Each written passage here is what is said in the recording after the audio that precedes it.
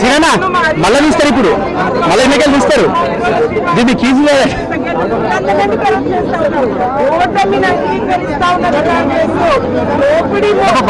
పెట్టే బాబు.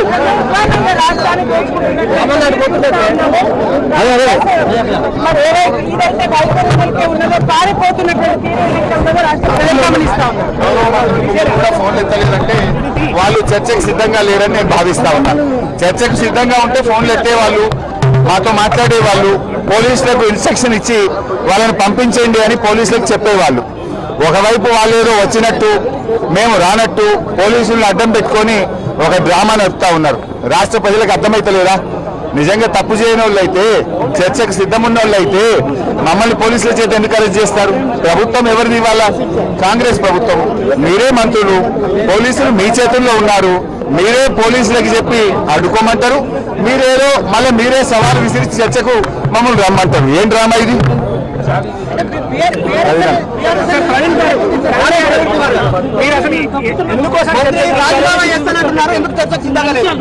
మంత్రులు వాళ్ళ దగ్గర లేవండి. వాళ్ళు పూర్తిగా 2000 కోట్లు మెక్కి ఉన్నారు. తెలంగాణ బిడ్డలకు, తెలంగాణ చిన్నతర కాంట్రాక్టర్లకు రావాల్సిన ఆస్తినంతా కూడా ముఖ్యమంత్రి రేవంత్ రెడ్డి, జయవీర్ రెడ్డి, వేం నరేందర్ రెడ్డి వీళ్ళందరూ కూడా మొత్తం కూడా ఒక ప్రాజెక్ట్ మానిటరింగ్ యూనిట్ అని ఒకటి పెట్టి జీవో నెంబర్ 17 దొడ్డిదారిన తీసుకొచ్చి మొత్తం కూడా తెలంగాణ బిడ్డలకు చెందాల్సిన సంపదను రాష్ట్రంలో కాకుండా బాంబే, అదేవిధంగా గుజరాత్, ఢిల్లీకి చెందిన స్టేట్లకు కట్టబెట్టిండ్రు. మీరు గౌరవ హైకోర్టు ఎన్నో జడ్జిమెంట్లు ఇచ్చినా కూడా, ఎన్నో నిర్దేశాలు ఇచ్చినా కూడా వాటన్నిటి తుంగలో తొక్కి రాత్రిపూట దొంగతనంగా మొత్తం కూడా టెండర్లు విడిచిండ్రు. కేసీఆర్ గారి సమయంలో ఈ విధంగా జరగలేదు. కేసీఆర్ గారు 10,000 మంది తెలంగాణ బిడ్డలను కాంట్రాక్టర్లుగా తయారు చేసిండ్రు. ఈ సంపదను ప్రజాస్వామీకరించారు. ఈరోజు రేవంత్ రెడ్డి గారు మొత్తం కూడా ప్రాజెక్ట్ మానిటరింగ్ యూనిట్ పెట్టి దొడ్డిదారిన జీవో 17 తీసుకొచ్చి మొత్తం కూడా 1000 కోట్ల రూపాయలు తిన్నారని మా డిప్యూటీ ఫ్లోర్ లీడర్, మాజీ మంత్రి హరీష్ రావు గారు ఆధారాలతో బయట పెట్టారు. మాకు తెలిసిన ఆధారాలను కూడా మేము తీసుకొచ్చి, నేను, కొప్పుల ఈశ్వర్ గారు, గెల్లి శ్రీనివాస్ యాదవ్ ఈరోజు సోమాజిగూడలో మేము వెయిట్ చేస్తాము అని చెప్పి మేము వారం రోజుల క్రితమే చెప్పాము. ఈరోజు బహిరంగ చర్చకు పిలిచింది వాళ్ళే.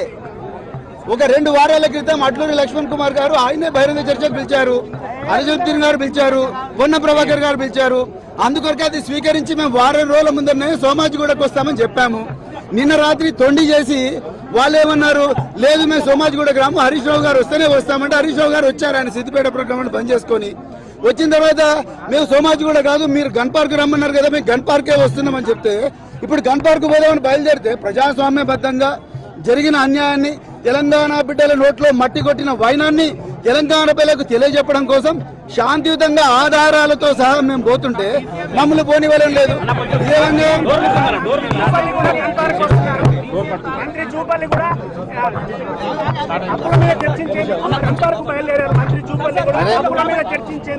మిస్టర్ జూపల్లి, నువ్వు తెలంగాణ భవన్కి వస్తా అన్నావు. 11 గంటలకు తెలంగాణ భవన్కి వస్తా అంటే అన్ని ఆధారాలతో మేము నీకు శాలువా కప్పి నిన్ను ఆహ్వానించడానికి సిద్ధంగా ఉన్నాం. మరి జూపల్లి గారు మళ్ళా నువ్వు గన్ పార్క్ డ్రామా ఏంది? నిన్న నువ్వే సవాల్ వేసినావు.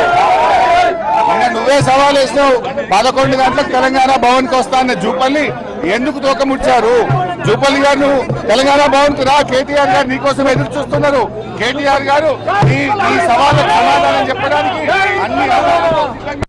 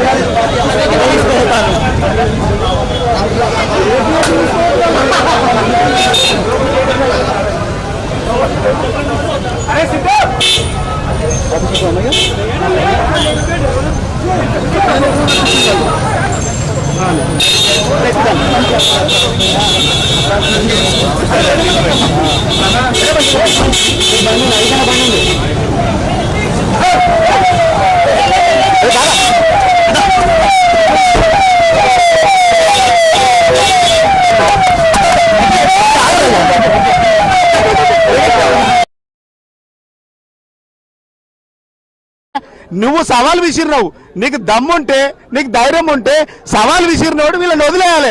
ఈ ప్రభుత్వానికి మేం సవాల్ చేస్తా ఉన్నాం.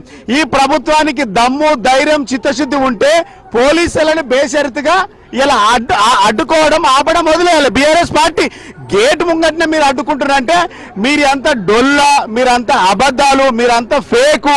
30 నెలల నుంచి మీరు చెప్తున్నాయి అన్ని కూడా ఫేక్ అని అర్థమైపోయింది. ఇలా మీ చర్చకు మేము రెడీ అన్నాం. ఇలా మీ అవినీతి బయట పెట్టడానికి మేము మాట్లాడుతూ ఉంటే డైవర్ట్ చేయడానికి కొత్త డ్రామా తెరదీసిండ్రు. కాబట్టి ఇలా ప్రభుత్వం ఈ వెహికల్ అడ్డుకుంటుంటది అంటేనే ఇలా మీరు అబద్ధాల ప్రచారాన్ని 30 నెలల నుంచి నడిపిస్తున్నారు. ఇలా ఎందుకు అరెస్ట్ చేస్తా ఉన్నారు మమ్మల్ని? ప్రభుత్వం చెప్పాలి సమాధానం. ఎవరు లేరు, నేను ఒక్కనే.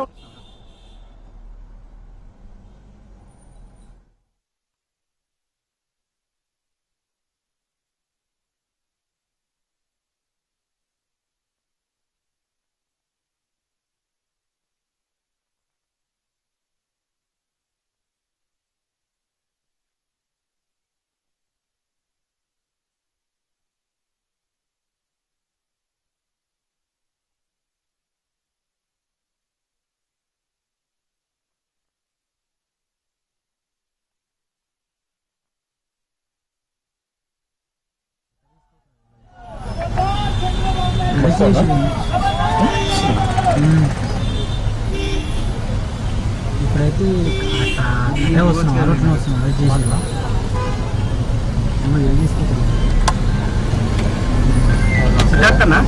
లైవ్ లొకేషన్ గ్రూప్ వేసేసి హలో సమనా